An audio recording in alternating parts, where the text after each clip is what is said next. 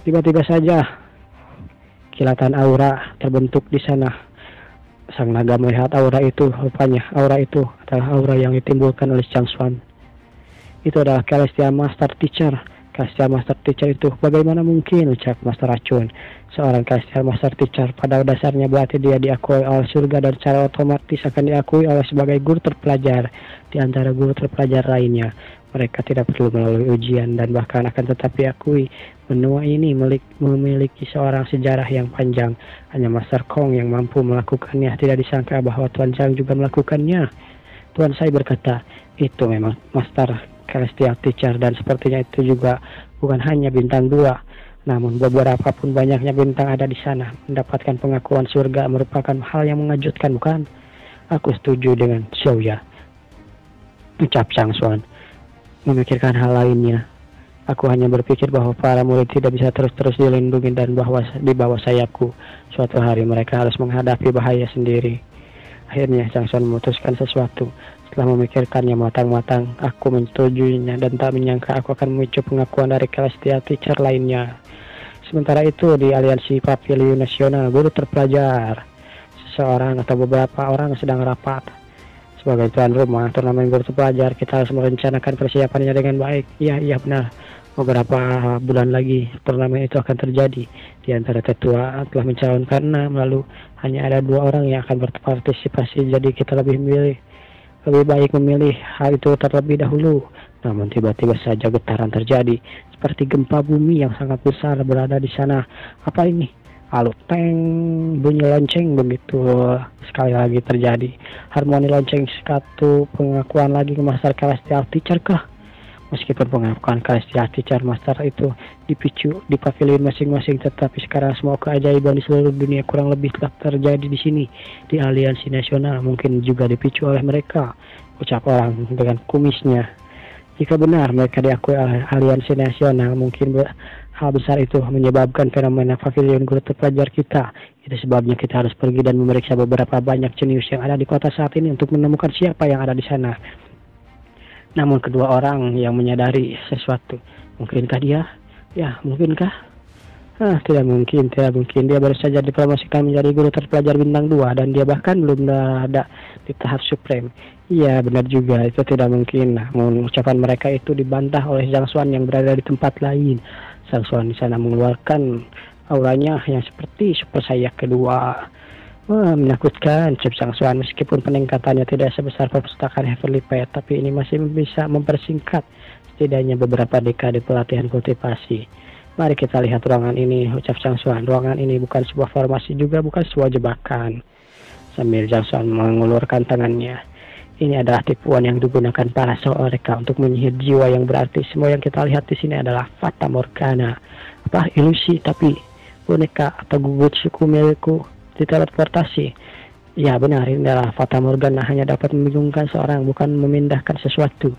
Seoreka memiliki kemampuan untuk menyihir makhluk hidup dengan jiwa, menyebabkan mereka dapat membedakan antara yang benar dan yang salah, yang membuat kita berpikir bahwa segala sesuatu itu, lihat, di sini adalah nyata. Mereka ingin membuat kita berpikir seperti itu. Zhang Xuan berkata, boneka itu berbeda. Mereka tidak punya jiwa atau cara berpikir, menjadikan Fata Morgana itu tidak berguna. Yang berarti mereka tidak menghilang, mereka tetap berada di dalam kenyataan dan bisa memasuki Fata Morgana itu. Itulah sebabnya kita tidak bisa melihatnya. Jadi ini adalah oasis Dewa Fata Morgana. Mungkinkah itu yang kau katakan, ucap Tuan Lo? Oasis Dewa Fata Morgana, ucap Tuan saya. Apa itu? Tuan Lo menjelaskan, oasis Dewa Fata Morgana adalah trik seoreka yang unik. Mereka dapat menggunakan kekuatan jiwa mereka untuk menciptakan lingkungan yang sangat realistis, membuat orang lain masuk tanpa berpikir. Itu adalah dasarnya sama dengan oasis padang pasir yang sebelumnya. Dan pada umumnya, begitu mereka masuk, jiwa akan tercabut dari tubuhnya dan akan dikuasai, sehingga sangat sulit untuk melarikan diri. Jiwa tercabut. Ya benar, jika kita masuk sekarang, kita akan tercabut dari tubuh kita, ucap Zhang Xuan. Jika kita berhasil bertahan, kita sama saja dengan mati. Mundur atau maju sama saja, ucap Tuan Lu. Hasilnya akan sia-sia dan juga mampu mengeluarkan oasis Dewa Fata Morgana, yang berarti bahwa seorang setidaknya bintang 6 atau lebih, bukan? Ya, itu benar. Bahkan mereka sudah mati, mereka bukanlah orang yang bisa kita lawan, ucap Tuan Sai. Raja Racun berkata, benar Tuan, elit di level ini mereka bukanlah orang yang bisa kita lawan. Kurasa kita harus mundur. Kurasa yang pergi itu udah bagus, tapi aku khawatir semuanya sudah terlambat sekarang. Lalu tiba-tiba saja getaran di sana terjadi. Entah apa yang terjadi, tapi Fata Morgana itu hilang. Seseorang berkata, tidak kusangka Dewa Oasis Fata Morgana milikku akan terekspos semudah itu.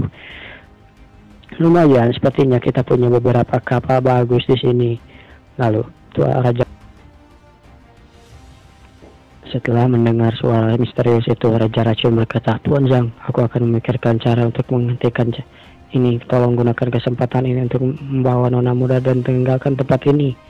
Lalu Zhang Xuan berkata, apakah kau punya rencana? Aku tidak punya rencana, tapi aku memiliki beberapa racun yang efektif untuk jiwa. Mungkin ini akan berhasil. Namun suara misterius itu berkata, mencoba meracuniku, kau harus menemukanku dulu terlebih dahulu. Zhang Xuan terkejut, kau dapat mendengar pesan telepati? Aku berkomunikasi dengan kalian pada level jiwa. Tentu saja aku bisa mendengar telepati dengan jelas. Baiklah, cukup dengan perjuangan sia-sia kalian. Meskipun tidak ada bahaya jebakan di lorong ini, aku dapat mengunci lorong ini kapan saja. Baru saja ketika kalian semua dibingungkan oleh Oasis Dewa Fata Morgana, aku sudah mengurung kalian semua di sini. Dan kalian tidak punya tempat untuk lari. Ini buruk. Aku dapat menguncinya. Lalu tiba-tiba saja lorong itu pun tertutup kecrak. Jangan panik semuanya, aku akan mencoba membukanya. Raja Racun yang berlari ke arah lorong yang tertutup itu, dia mencoba menghancurkannya. Dia meninjunya. Dar. Namun itu tidak terjadi apapun. Apa? Rasanya pintu ini terbuatan dilindungi oleh sesuatu yang besar. Bahkan aku menggunakan kekuatanku yang transenden 4. Itu tidak bergerak. Biarkan aku juga mencobanya, ucap Tuan Sai. Dan dar. Beberapa kali Tuan Sai memukul lorong itu. Dan tidak terjadi apa-apa. Si hantu berkata, itu dibuat oleh Celestial Designer bintang 6. Kau hanya bisa menghancurkannya dengan paksa jika kau adalah level 9 transenden. Atau kau bisa menunggu di sini dan mati. Biarkan aku mengambil alih tubuh dan jiwamu, ucap si hantu.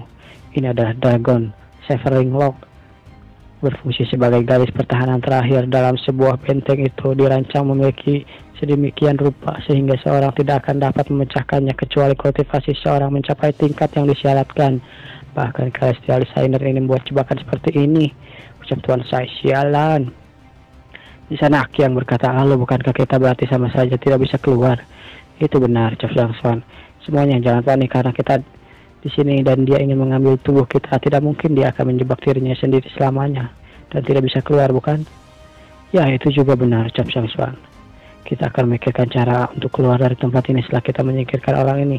Terjebak di sini adalah bahaya besar untuk saat ini. Lalu di sana si hantu berkata, menyingkirkanku? Apakah kau punya kemampuan untuk melakukan itu? Di sana Raja Racun mengeluarkan botol racunnya. Tidak masalah apa kami punya racun atau tidak. Kau akan coba racun yang milikku. Ya, cobalah, ucap si hantu. Aku akan menunjukkan betapa menggelikannya pemikiran itu.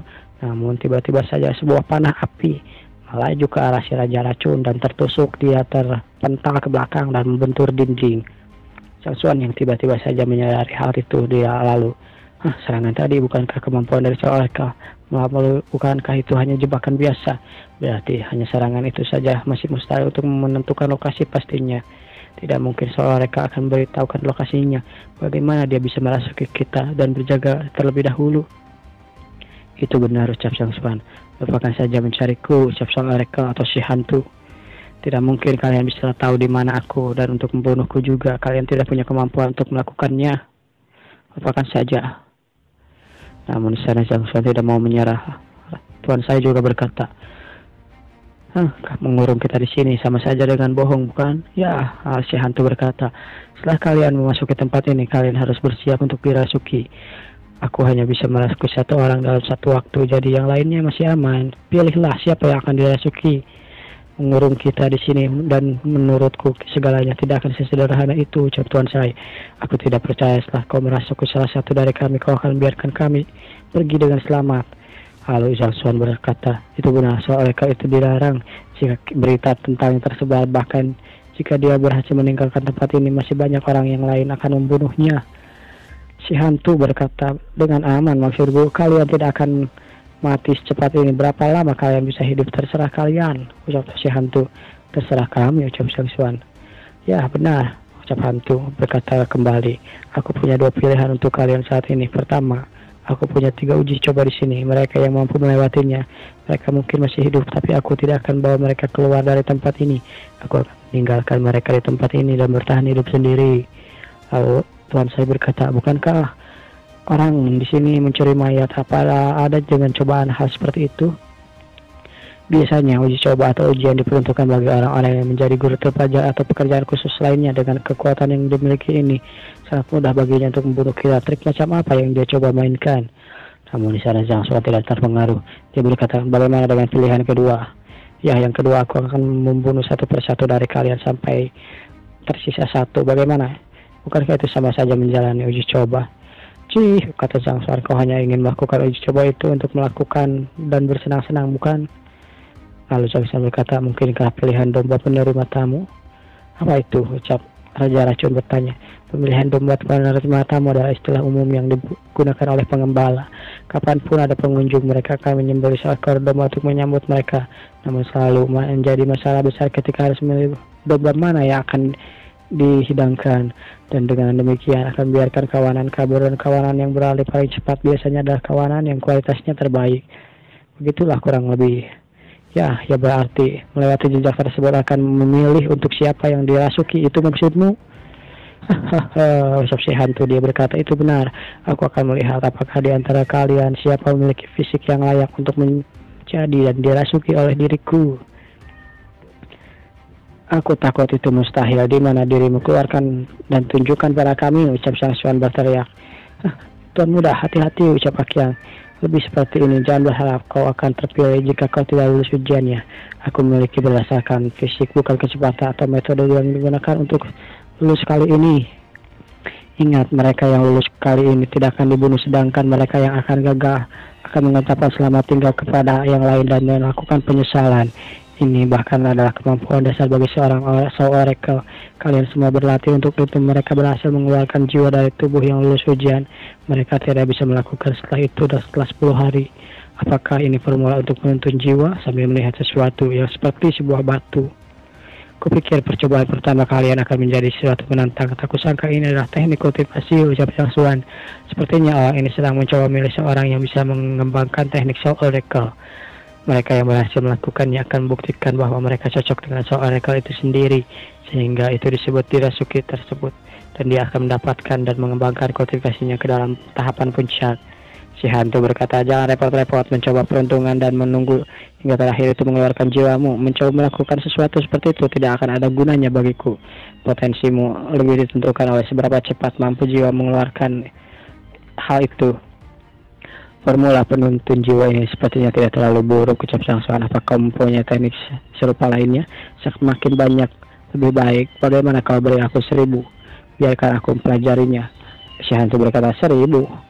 Apa maksudmu? Namun di sana orang-orang yang lain bingung. Apakah dia di sini untuk melakukan lulus trial kultivasi atau memesan makanan penginapan? Apa maksudnya dengan meminta 1000 teknik kultivasi? Si hantu juga berkata, formula penuntun jiwa adalah dasar dari Soul Oracle. Hanya ada di panduan kultivasi, tidak ada lagi. Ya, baiklah, semua Soul Oracle itu menggunakan teknik kultivasi yang sama, tidak ada metode lain. Baiklah, siapa yang menulis tablet ini? Tablet ini membiarkan keindahan yang berbeda dan memberikan hanya dengan melihat kata-katanya saja, memberikan pikiran dengan damai kepada orang-orang. Bukan kukira benar-benar seorang bintang 6, tetapi Zhang Xuan menyentuh tablet itu. Formula penuntun jiwa dari Soul Oracle diciptakan oleh Soul Oracle pertama, Liu Mozi, akan memungkinkan kau memisahkan jiwa dari tubuhmu. Cacat, jumlahnya tidak banyak, tapi 10. Teknik kultivasi adalah selama ini memiliki ratusan ribuan kekurangan, bahkan hanya ada 10 dari kekurangan saja. Tapi batu ini memiliki 10.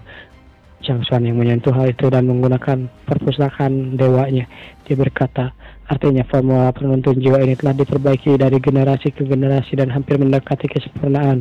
Tidak heran orang ini mengatakan bahwa hanya ada satu dari mereka yang memiliki teknik kultivasi tingkat ini sudah merupakan hal langka, hampir tidak mungkin ada jenis kedua. Semakin sedikit cacatnya, semakin dekat dengan kebenaran, akan sangat sulit menemukan jalan lain. Lalu Sang Xuan yang sudah masuk ke dalam perpustakaan dewanya menyadari sesuatu. Mari kita lihat kekurangannya. Kekurangan ke-1 adalah berhasil menguasai rumus kultivasi. Seorang akan melekat pada jiwanya, mengubah tubuh fisik menjadi cangkang kosong. Mereka yang terlihat berbeda dengan orang normal, yang berarti bahwa setelah kau berhasil mengeluarkan jiwa di tubuhmu, kau tidak akan dapat terus mengembangkan teknik normal yang memiliki sebelumnya. Selain teknik Soul Oracle, kultivasi yang melekat pada jiwa pada dasarnya sama dengan melepaskan tubuh kita sendiri dan melepaskan kultivasi sebelumnya. Jika kami berhasil dengan ini, teknik kultivasi semacam ini, kami akan menjadi monster, dan jika gagal, kemungkinan orang itu akan membunuh kami. Sang Xuan menutup bukunya. Aku tidak memahami apa sebenarnya Soul Oracle sebelumnya, jadi aku tidak berpikir banyak.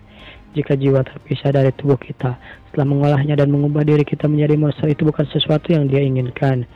Dan juga aku mempunyai racun janin bawaan dalam tubuhku. Jika aku tidak dapat mencapai terpelajar bintang 9 sebelum usia 30, aku akan menjadi tumpukan jiwa dan meninggalkan tubuhku. Aku akan tetap mati. Racun janin adalah racun yang bahkan masa kau tidak dapat berbuat apa-apa. Jika menjadi Soul Oracle benar-benar bisa menyelesaikannya. Sang Xuan dipikir hal itu. Apakah aku jadi Soul Oracle saja ya? Sang Xuan berpikir tentang itu. Aku tidak mengolah hal seperti ini, tapi aku tidak punya pilihan lain. Apa tidak masalah jika aku jadi Soul Oracle? Akan sangat menjengkelkan jika aku harus melakukan hal seperti itu. Namun Sang menyadari sesuatu. Jika aku bisa menemukan cara untuk menyempurnakan formula penuntun jiwa sehingga mampu memisahkan jiwa dan raga, lalu aku bisa menyatukan kembali. Bukankah itu menyelesaikan masalah? Ucap Sang Xuan. Tapi di mana aku bisa menemukan teknik kultivasi Soul Oracle yang cukup melakukannya? Tunggu. Jiwa hanya berputar di sekitar Soul Oracle yang pada dasarnya menggunakan jiwa mereka untuk mencuri tubuh sehingga dapat mencapai keabadian, bukan? Lalu kenapa aku harus mencari teknik kultivasi Soul Oracle? Asalkan ada teknik kemampuan yang bermanfaat untuk jiwa, itu berarti akan ku cari teknik kultivasi yang berhubungan dengan jiwa. Lalu Sang Xuan pun mengobrak-abrik perpustakaan Heavenly Pet miliknya. Manual kultivasi jiwa akan ku cari itu. Lalu beberapa buku digabungkan oleh Sang Xuan yang berkaitan dengan jiwa atau semacamnya sambil diperbaiki. Sementara itu di pihak yang lain, kenapa Sang Xuan malah bertindak seperti itu? Sepertinya yang diharapkan ada kekurangan. Tuan Zhang, apa semua ini membuatnya gila? Jangan sentuh dia, ucap si putri. Jika dia benar-benar sudah gila, semakin banyak alasan untuk tidak menyentuhnya. Sementara itu Sang Xuan yang terlihat melakukan hal aneh di luar. Di dalam pikirannya dia berhasil mengembangkan sesuatu. Baiklah, ini dia, ucap Sang Xuan. Sang Xuan menyentuh tablet itu kembali sambil dia merasakan sesuatu. Jiwanya seperti keluar dari tubuhnya. Apakah Sang Xuan berhasil mengeluarkan jiwanya? Entahlah, tapi Sang Xuan sudah melakukannya. Jiwaku telah meninggalkan tubuhku seperti yang diharapkan dari teknik kultivasi Heavenly Pet. Aku telah menyelesaikan kultivasinya. Sambil melihat ke sana kemari, Sang Xuan berkata, aku masih tidak bisa mendeteksi di mana dia berada meski jiwaku telah meninggalkan tubuhku. Sepertinya orang ini menyembunyikan dirinya dengan baik. Biarkan aku kembali ke dalam tubuhku. Dan lalu tiba-tiba saja Sang Xuan bersin. Acuh, Sang Xuan, kau baik-baik saja? Ya, aku baik-baik saja. Tidak perlu khawatir, ucap Sang Xuan. Saat aku mengeluarkan tubuhku tadi, Soul Oracle itu harusnya sudah menyadari kenapa dia tidak mengatakan apa-apa. Mungkinkah jiwa yang diekstasi dengan formula penuntun jiwa berbeda dengan Soul Oracle? Itulah sebabnya.